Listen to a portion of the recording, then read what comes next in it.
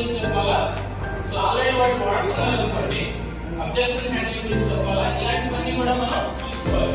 చూసిన తర్వాత వాళ్ళకి మనం ఫీడ్బ్యాక్ తీసుకొని నెక్స్ట్ వైపు మనం వెళ్ళేటప్పుడు అనాలిసిస్ ఎక్కువగా ఎవరు పెడతారంటే పెద్ద కంపెనీస్, ఆ కంపెనీలో సేల్స్ పడిపోయినా, ఒక ప్రొడక్ట్ పడిపోయినా ట్రైనర్ కి అవకాశం ఇస్తారు. ఇచ్చినప్పుడు ఆ ట్రైనర్ ఏంటంటే ఇవన్నీ కూడా తెలుసుకొని వాళ్ళకి ట్రైనింగ్ ఇచ్చి వాళ్ళు అనుకున్న టార్గెట్ ఫుల్ఫిల్ చేయడానికి ఉపయోగపడేదే నీడ్స్ అనాలిసిస్ అన్నమాట. నీడ్స్ అనాలిసిస్ తర్వాత మెయిన్ మనం ఏంటంటే voice modulation, body language, content improve చేసుకోవాల్సిన క్వాలిటీస్ కోసం మనం మాట్లాడుతున్నాము.